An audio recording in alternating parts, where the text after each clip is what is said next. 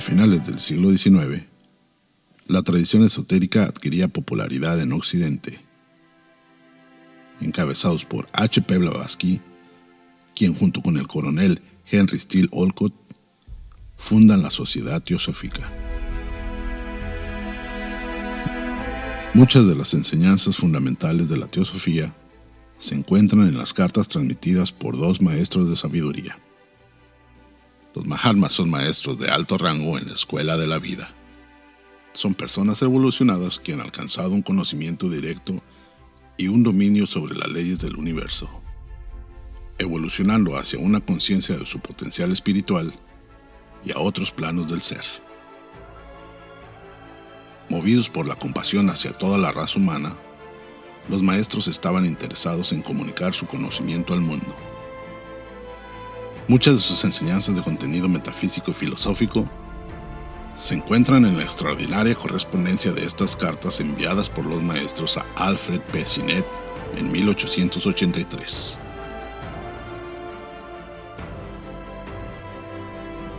Hacemos la invitación para unirse al estudio de las cartas de los Mahatmas los días martes a las 11:30 horas del centro de México.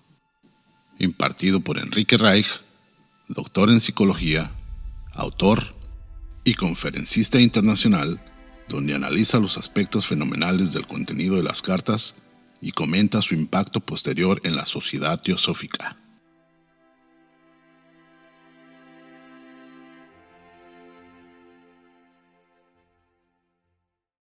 Bueno, chicos, pues continuamos con la carta 16. A ver si la terminamos ya por fin. Vamos a arrancar entonces con la invocación de Radha. Hay una beatitud y un poder más allá de nosotros mismos que viene en ayuda de aquellos que estamos preparados para recibirlo. Nos dirigimos respetuosamente hacia aquella beatitud, aquellas grandes fuentes de las cuales emanan incesantemente la fortaleza y la inspiración hacia todos los que estamos resueltos a abandonar el yo personal para desarrollarnos, aprender y compartir fraternalmente y sin reservas. Radha. Nos dirigimos también con respeto a los grandes seres de luz infinita, las divinidades que ayudan a la humanidad, a los amados Mahachohan y a los maestros de sabiduría. Pedimos su auxilio para comprender lo oculto. Permítanos trazar un puente que nos bendiga y nos facilite la inspiración apropiada. También nos dirigimos a nosotros mismos, a nuestros yoes superiores. Seamos como el viento que como un pañuelo seca nuestras lágrimas. Seamos también, y lo más importante, como el estudiante fiel, que nunca pone en duda a sus maestros, que siempre los ama con devocional afecto, que siempre los admira y los respeta porque sabe que son el divino camino que a todos nos aguarda. Nos habíamos quedado en esta zona cuando estábamos hablando del grupo de los eskandas que los estaba explicando el maestro KH, y los habíamos dividido en estos, en todo lo que, para poder explicar lo que el maestro estaba diciéndolo. Y voy a arrancar con unas frases de Ravi Ravindra. Como saben ustedes, aquí está dando una clase Ravi Ravindra, que es un orador muy conocido dentro de la teosofía, y tiene algunas ideas muy bonitas que ha estado enseñando en su curso. Y dice que tenemos que decidir cómo queremos ser. Somos esclavos inconscientes de fuerzas cósmicas, es decir, nos arrastran las fuerzas cósmicas y nos sentimos como esclavos de ellas, o somos servidores voluntarios de esas fuerzas. Y entonces es la decisión de cada quien o de cada cual ver la realidad de estar sometidos a las fuerzas y a las leyes como servidores voluntarios o como esclavos. Esto lo explica precioso.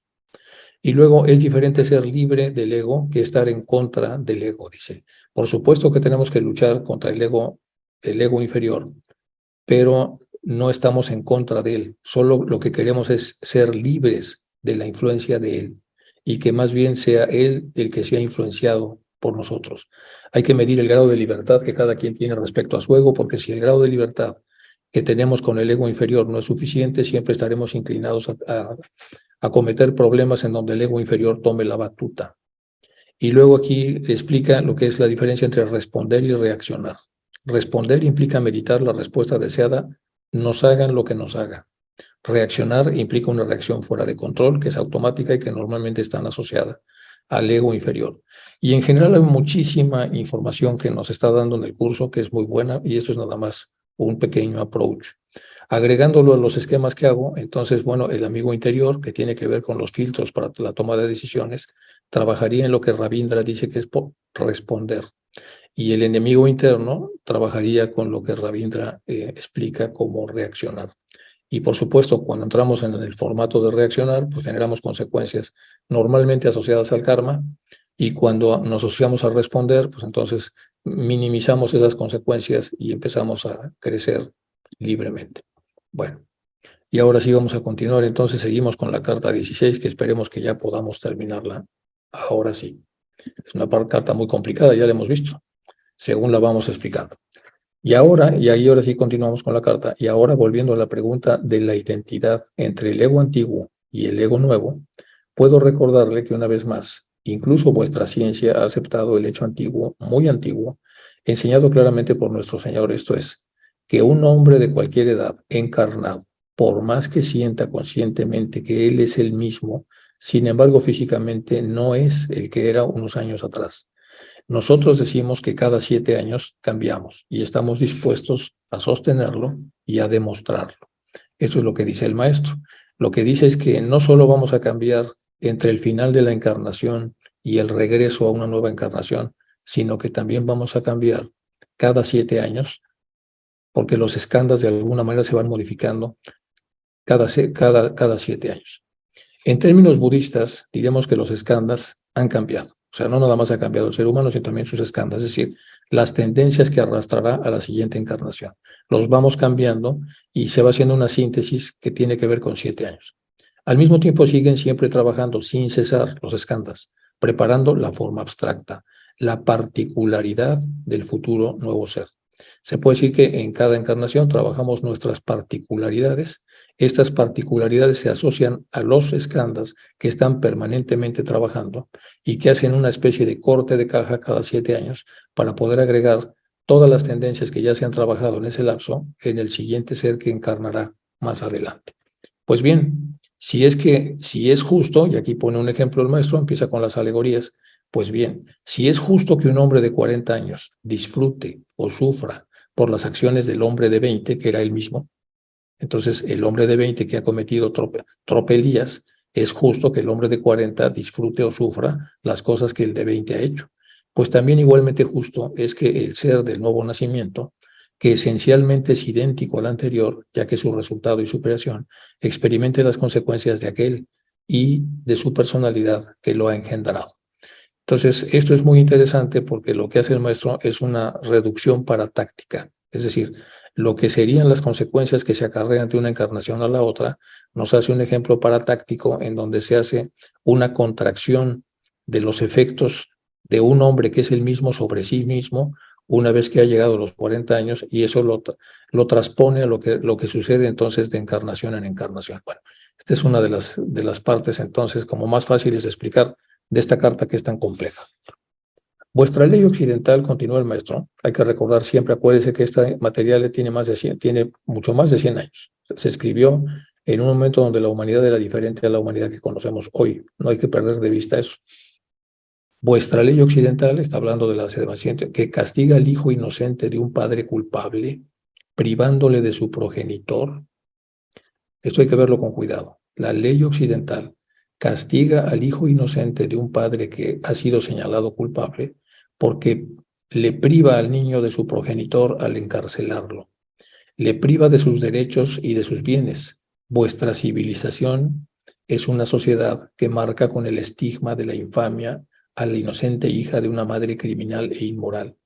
Vuestra iglesia cristiana y sus escrituras que enseñan que el Señor Dios castiga los pecados de los padres que recaen sobre los hijos hasta la tercera y cuarta generación, como todos sabemos, cuando leemos la Biblia se habla mucho de esto. ¿No es todo esto más injusto y cruel que cualquier cosa hecha por el karma? Pregunta. En lugar de castigar al inocente junto con el culpable, el karma vindica y recompensa al primero, lo que nunca pensó hacer ninguna de las tres potestades occidentales antes mencionadas. Aquí hace un segundo ejemplo, y en este segundo ejemplo nos dice que lo que llamamos ley en Occidente en realidad es algo muy poco meditado. Y como es muy poco meditado, termina castigando a quien no lo merece, es lo que está explicando aquí el maestro, y luego remata esta reflexión diciendo, ¿acaso no es eso mucho peor de lo mucho que se dice del karma? Bueno, es lo que dicen las letras negras. Pero tal vez a nuestras observaciones de orden fisiológico, los objetos pueden contestar que solo es el cuerpo el que cambia, que solo hay una transformación molecular que no tiene nada que ver con la evolución mental, y que los skandhas representan no solo una serie de cualidades materiales, sino también una serie de cualidades mentales y morales. Vamos a leer esto otra vez. Aquí empieza a ponerse otra vez complejo. Pero tal vez nuestras observaciones de orden fisiológico, fíjense bien, tal vez a nuestras observaciones de orden fisiológico, los objetores, es decir, las personas que las objetan, pueden contestar que solo es el cuerpo el que ha cambiado. Es decir, a nuestras observaciones fisiológicas, la gente puede objetar, decir que lo único que ha cambiado es el cuerpo, que solo hay una transformación molecular que no tiene nada que ver con la evolución mental, y que los escándalos representan no solo una serie de cualidades materiales, sino que también una serie de cualidades mentales y morales. Sin embargo, yo pregunto, ¿existe alguna sensación, alguna idea abstracta, alguna tendencia de la mente o un poder mental que pudiera calificarse como fenómeno absolutamente no molecular? Aquí lo que el maestro dice es lo siguiente, que la ciencia de hace más de 100 años decía que lo molecular era lo medible, es decir, la agrupación atómica que ya se conocía en aquel entonces y era la que estaba de alguna manera vinculada con lo que era la sensación molecular. Bueno, es lo que está aquí explicando el maestro. Puede incluso lo que está diciendo, bueno, es que todo, de alguna manera, por eso lo pregunta así, dice, ¿existe alguna sensación, alguna idea abstracta de la mente, de un poder mental que pudiera calificarse como un fenómeno absolutamente no molecular? Es decir, ¿existe algo a lo que podamos llamar que no es molecular? Pues no, no existe nada a lo que podemos llamar que no es molecular solamente porque nosotros suponemos que lo molecular solamente existe en los aspectos físicos. ¿Puede incluso una sensación o el más abstracto de los pensamientos que son algo salir de la nada o no ser nada? Hace una segunda pregunta. Bueno, ahora bien, las causas que producen un nuevo ser y determinan la naturaleza del karma son, como ya se ha dicho, muchas cosas. Primero, trishna, o ansia, deseo de existencia sensoria, y upadana, que es la realización o consumación de trishna, o sea, de este deseo. Lo que está diciendo aquí el maestro es que cuando vamos a regresar o a reencarnar, dice, las causas que producen el nuevo ser, el hecho de que volvamos a reencarnar, y determinan la naturaleza que tendrá, de acuerdo al karma que tiene, son, como ya se ha dicho, trishna, que es el ansia o deseo de existencia sensoria, es decir, empezamos a echar de menos las sensaciones corporales porque recordamos que ya las habíamos tenido, evocamos los momentos de las encarnaciones anteriores en donde ya hemos tenido esta sensación, y upadana, que es la realización o consumación de trishna en ese deseo. Estas dos cosas que están separadas, que sería el ansia o deseo y la realización de este deseo, aquí el maestro los está separando, una cosa es el ansia y otra la consumación de ese deseo. Y eso es interesante, porque si tenemos el ansia pero no se consuma, evidentemente lo que consuma el deseo tiene que ser otro elemento, que en este caso lo explica como upadana. Upadana entonces, o upadana, sería la consumación de un deseo. Y los mediums, y aquí empieza el lío, los mediums contribuyen a despertar y desarrollar el Necpusultra a ambos en un elementario, sea este un suicida o una víctima. La regla es la que una persona que muere de muerte natural permanecerá en la esfera de atracción de la Tierra, es decir, en el Kamaloka, desde unas cuantas horas a unos pocos años. Vamos a leer eso con cuidado. Por una parte, entonces, está el ansia del desencarnado para volver otra vez a tener una existencia sensoria y que puede, a través del upadana, llevarse a cabo a través de la reencarnación, pero también hay otra vía. Dice, los medios contribuyen a despertar y desarrollar Nectus Ultra a ambos, estos dos elementos, en un elementario, sea este un suicida o una víctima. La regla es que una persona que muere de muerte natural permanecerá en la esfera de atracción de la Tierra, es decir, en el Kamaloka, desde unas cuantas horas a unos pocos años. Pero ojo, es una persona que muere de muerte natural. Este permanecerá unas cuantas horas o pocos años en esta esfera de atracción de la Tierra. Pero hay excepciones en el caso de los suicidas y en general en el caso de aquellos que mueren de muerte violenta.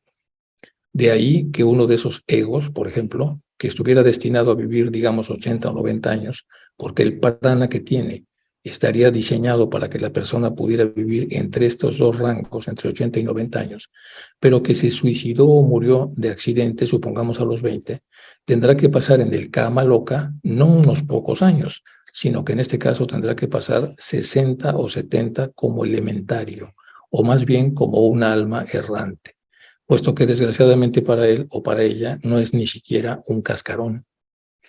Vamos a leerlo otra vez porque esto es importante.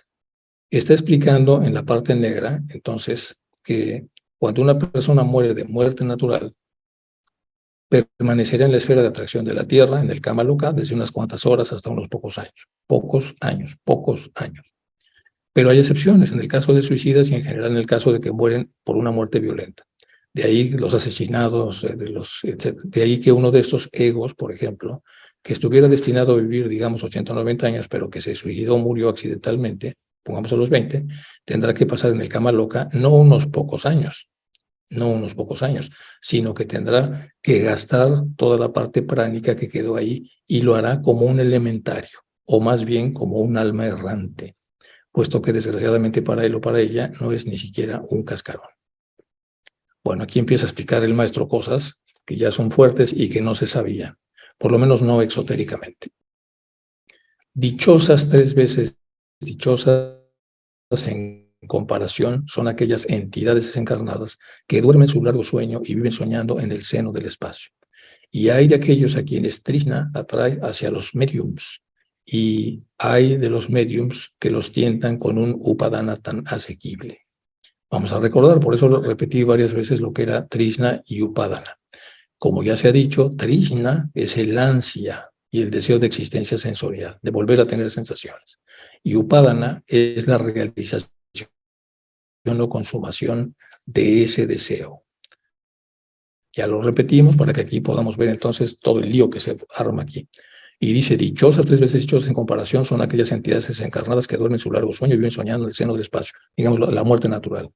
Y hay de aquellos a quienes Trishna atrae hacia los mediums. Hay de aquellos a quienes este deseo sensorial atrae hacia los mediums. Y hay de los mediums que tientan con un upadana, es decir, con una consumación de esa necesidad de deseo tan asequible, porque al atraerlos y al permitirles satisfacer sus ansias sensoriales de pseudo vida, el medium ayuda a que se desarrolle en ellos, y de hecho es la causa de ello, una nueva serie de skandhas, un nuevo cuerpo con tendencias y pasiones mucho peores que las del cuerpo que perdieron.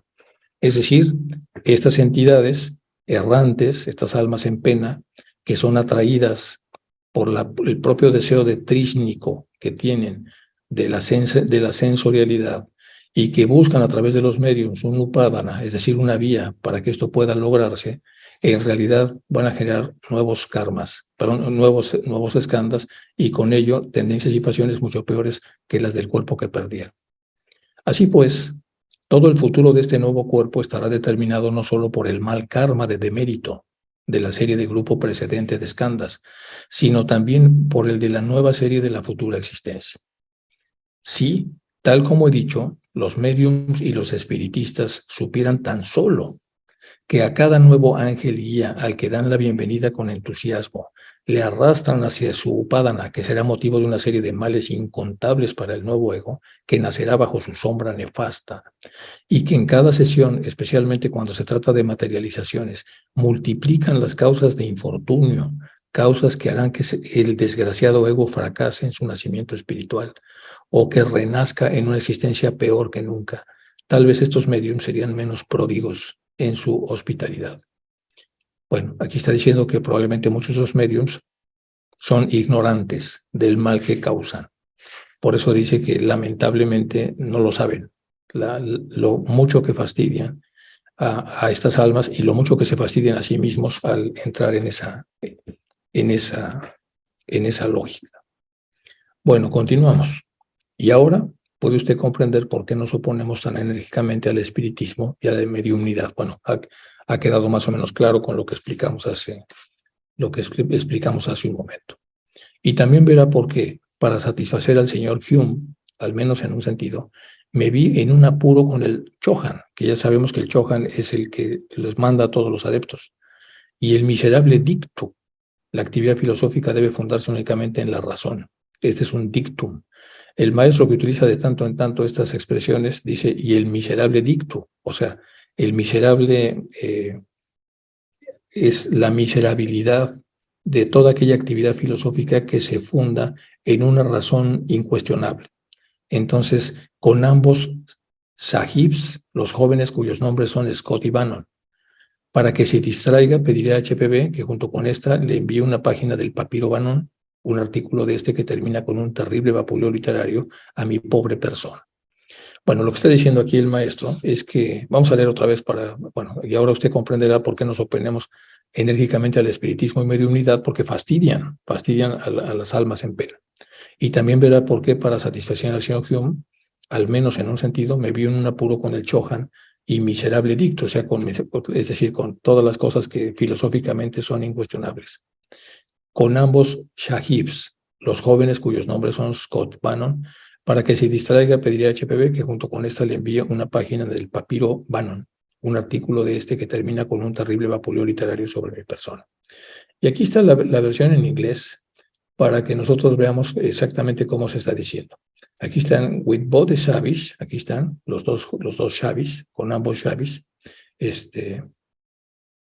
y aquí más adelante the Young Man and the Name of the Scott and Bannon. Ok, bueno, todo eso está bien, pero más adelante viene algo que hay que aclarar.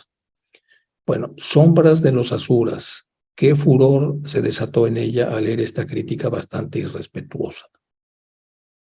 La exclamación es sombra de los asuras. ¿Qué furor se desató en ella, HPB, al leer la crítica bastante irrespetuosa? Lamento que ella no la publique por consideraciones al honor de la familia, como dijo el desheredado. En cuanto al Chohan, el asunto es más grave y estuvo muy lejos de quedar satisfecho de que yo hubiese dejado creer a Erlington que se trataba de mí. Él había permitido que esta prueba de poder de un hombre vivo se diera a los espiritistas a través de uno con sus medios, pero había dejado a nuestro cargo el programa y sus detalles. De ahí que descontento ante algunas consecuencias sin importancia. Le digo, mi querido amigo, que soy mucho menos libre de hacer lo que yo quiera de lo que usted. Esa es la cuestión del Pioneer, el periódico. Ninguno de nosotros, excepto los Chuktus son encarnaciones del Buda, son una especie de bodhisattvas más elevados, es por completo de sueño de sí mismo. Pero bueno, esta es otra cuestión. Está diciendo, ninguno de nosotros, excepto los Chuktus, que son encarnaciones bodhisáttvicas de Buda, es decir, entidades muy, muy desarrolladas, ninguno de nosotros, salvo ellos, son hasta cierto punto libres para poder hacer lo que ellos determinen por sí mismos. Bueno, y esto de aquí lo había yo puesto en inglés porque estaban los Chuktus, y luego había que corregir algo que en español está mal, pero no recuerdo cuál era la palabra que estaba mal. Y me parece que aquí la borré porque la transcribí como debería estar. Déjenme ver si la encuentro. Tres espíritus no voy a todos los seres escribir medio en físico. No. Es de echar a hacer no me acuerdo dónde está, pero bueno, les puse esto para que pudieran ver que realmente esta parte sí estaba un poco mal traducida y por lo tanto no se entendía bien lo que quería decir el maestro. Continuamos. Si los espiritistas pudieran llegar a comprender la diferencia entre individualidad y personalidad, y aquí abajo la pongo, la filosofía esotérica enseña la existencia de dos egos en el hombre, el mortal o personal y el superior o divino e impersonal. Entonces hay dos egos, el de abajo y el de arriba, el mortal o personal, que es el ego inferior, y el superior o divino impersonal. Al primero se le llama personalidad, es decir, al mortal o personal, y al segundo, al inmortal, se llama individualidad. Entonces aquí el maestro dice, si los espiritistas pudieran llegar a comprender la diferencia entre la individualidad y la personalidad, entre la inmortalidad individual y la personal, que es mortal, y algunas otras verdades, podrían aceptar con más facilidad que los ocultistas pueden estar totalmente convencidos de la inmortalidad de la mónada, y sin embargo niegan la del alma, el vehículo del ego personal, de quien pueden caer firmemente y entablar ellos mismos relaciones, comunicaciones espirituales con los egos desencarnados del Rupa Loka. Sin embargo, pueden reírse ante la absurda idea de estrechar la mano de un espíritu, y de que finalmente, tal como están las cosas, son los ocultistas y los teósofos los verdaderos espiritistas, mientras que la moderna secta, con ese nombre, se compone simplemente de fenomenalistas materialistas, es decir, materialistas que realizan fenómenos. Y ya que estamos hablando de individualidad y de personalidad, es curioso que HPB, mientras sometía a la tortura al pobre cerebro del señor Hume con sus embrolladas explicaciones, no se dio cuenta hasta haber recibido de ella la publicación de la diferencia entre individualidad y la personalidad, de que se trataba de la misma doctrina a la que ella había sido instruida, la de Pasekayana y la de Amatayana. Estos dos términos citados por él son la traducción correcta y literal de los nombres técnicos en lenguas palí, sánscrita e incluso en la chino-tibetana de las numerosas entidades personales fundadas en una sola individualidad. Las numerosas entidades personales fundidas en una sola individualidad y la larga sarta de vidas emanando de la misma mónada inmortal. Tendrá usted que recordarlos. Y aquí vienen las definiciones del Pasekayana. El Pasekayana, que es el Pratyeka, significa literalmente el vehículo personal o ego personal, una combinación de los 5 principios inferiores. Mientras que el Amatayana, en sánscrito Amrita, se traduce por el vehículo inmortal o individualidad, el alma espiritual o la mónada inmortal, una combinación de los principios quinto, sexto y séptimo. Entonces, toda esta explicación que hace el maestro está relacionado en su origen con la diferenciación de individualidad y personalidad. Pero más adelante pone las partes técnicas a través de las cuales nosotros en las logias podemos repasar estos conceptos del Pasekayana y de la Matayana. Me parece que una de nuestras mayores dificultades al tratar de comprender el progreso de las cosas estriba en que ignoramos hasta ahora las divisiones de los 7 principios. Se nos dijo que cada uno de ellos tiene a su vez 7 elementos. ¿Se nos podría decir algo más sobre la constitución septenaria, en especial de los principios cuarto y quinto? Es evidente que en la divisibilidad de estos es donde reside el secreto del futuro, así como de muchos fenómenos psíquicos durante la vida. Bueno, esa es la pregunta. Para los que lean esta obra en inglés viene en negrita o viene subrayado o viene diferenciada la pregunta de la respuesta, pero en castellano no. Totalmente exacto, responde el maestro Kahachi. Vamos a repetir otra vez la pregunta Me parece que una de nuestras mayores dificultades al tratar de comprender el progreso de las cosas estriba en que ignoramos hasta ahora las famosas divisiones de los 7 principios que ya se nos han enseñado. Se nos dijo que cada uno de ellos tiene a su vez 7 subelementos. ¿Se nos podría decir algo más sobre la constitución septenaria, en especial de los principios cuarto y quinto? Es evidente que en la divisibilidad de estos es donde reside el secreto del futuro, así como de muchos fenómenos psíquicos durante la vida. Y el maestro contesta, totalmente exacto, pero déjeme que dude de la dificultad, desaparecería con la explicación deseada, pero déjeme que dude de que la dificultad desaparecería con la explicación deseada. Lo que está diciendo aquí el maestro es que yo voy a dudar de que a pesar de que se lo explique, usted pueda vencer esa dificultad y comprenderlo. Y de que ustedes serían capaces de penetrar el secreto de los fenómenos psíquicos. Usted, mi buen amigo, a quien en 1 o 2 ocasiones he tenido el placer de oír tocar el piano, en los tranquilos intervalos entre vestirse para la cena y tomar una comida amenizada con carnes y vino, dígame, ¿podría obsequiarme tan fácilmente si se tratara de una de las grandes sonatas de Beethoven, como lo hace con uno de sus valses? Se lo ruego, tenga paciencia. Sin embargo, de ningún modo quisiera dejar de atenderle. Si tengo tiempo, encontrará usted en una hoja aparte e incluida en la presente los principios cuarto y quinto divididos en raíces y ramas. Aquí le está diciendo entonces que qué bueno que toca el piano y que él ha estado escuchándole y que si le puede obsequiar con alguna sonata de Beethoven en el futuro. Y también le dice que con mucho gusto, dice, si tengo el tiempo necesario, encontrará usted en una hoja aparte, incluida en la presente, los principios cuarto y quinto, divididos en sus raíces y sus ramas. Y ahora, ¿durante cuánto tiempo se propone usted abstenerse de hacer más preguntas? Y aquí, fielmente, maestro Kahachi. Bueno, más cosas que vienen sobre esta carta que vamos a tratar de agregar a la famosa carta 16. Dice, no contestaría su pregunta sobre su relación con el Pioneer por ahora.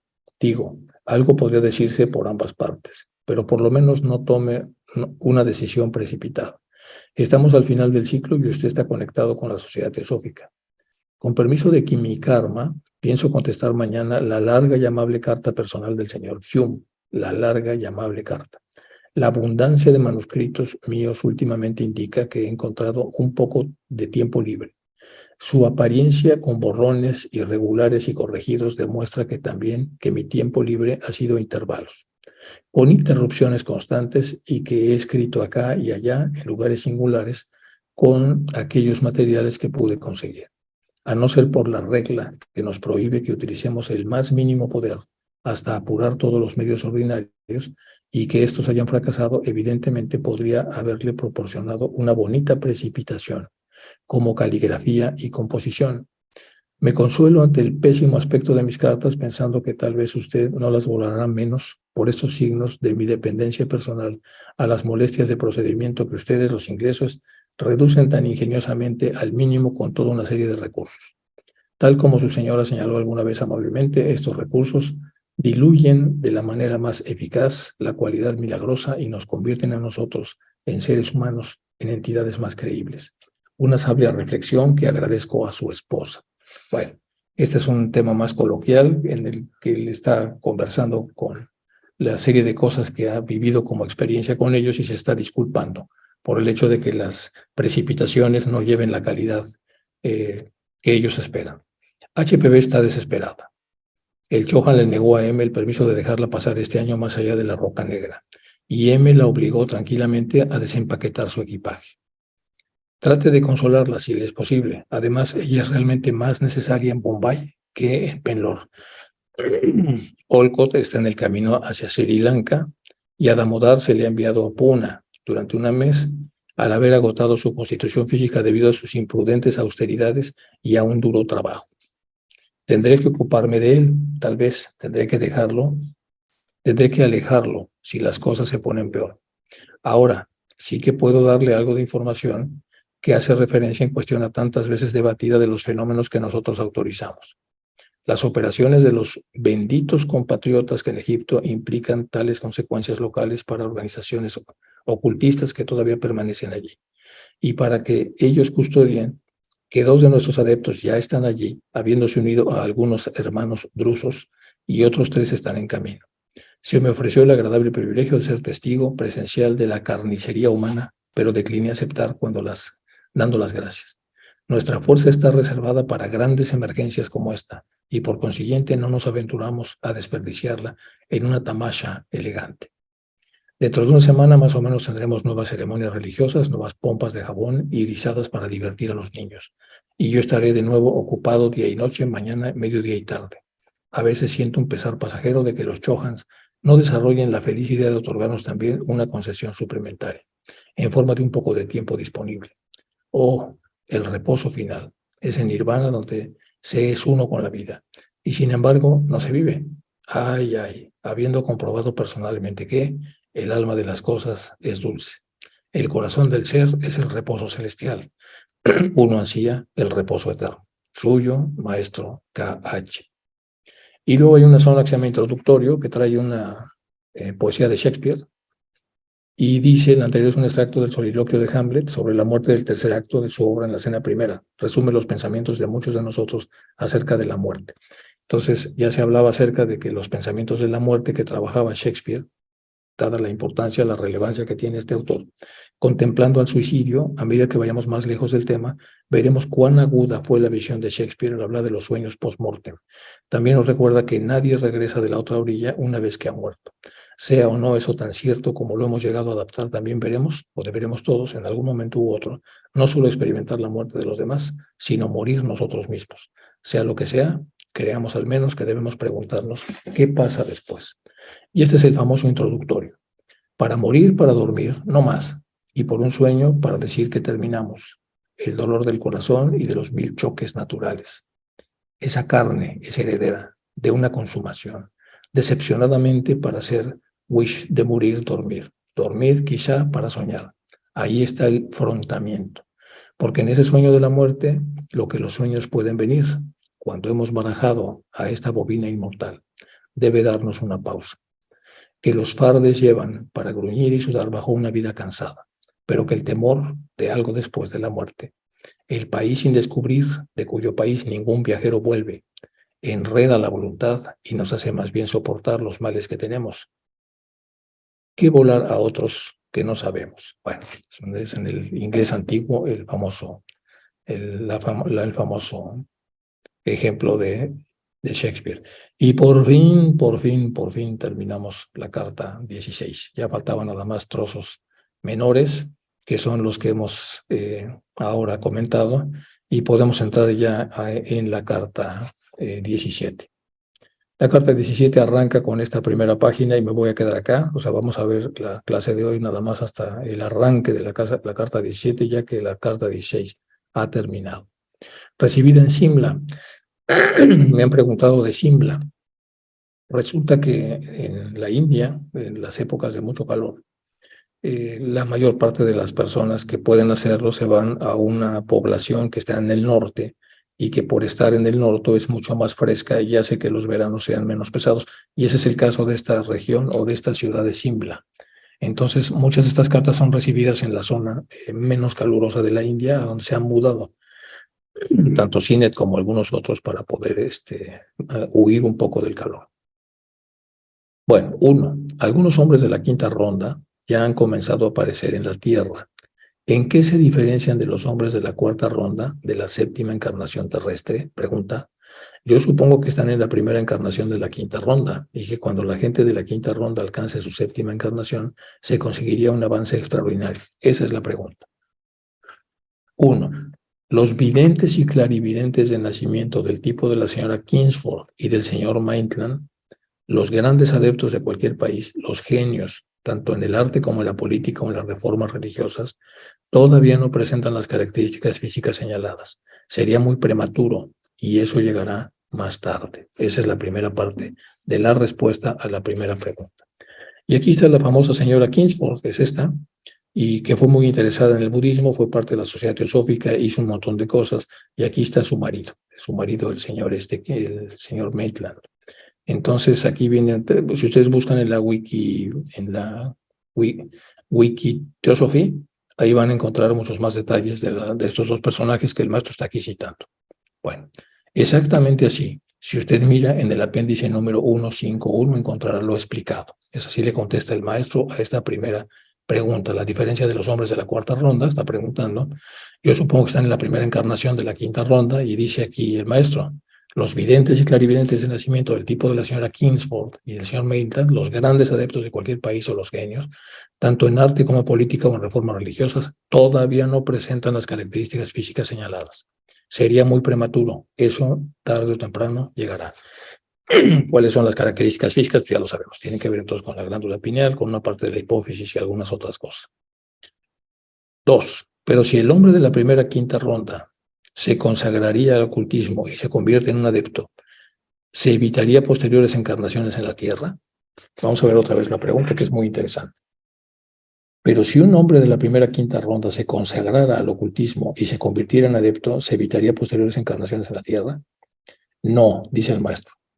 Si exceptuamos a Buda, un ser de la sexta ronda, que por haber recorrido con tanto acierto el paso por sus anteriores encarnaciones, dejó atrás incluso a sus predecesores, pero un hombre así se encuentra solo una vez en un billón de criaturas. Se diferencia de los otros hombres tanto en su apariencia física como en su espiritualidad y conocimiento. Sin embargo, se libró de más encarnaciones solo en esta tierra.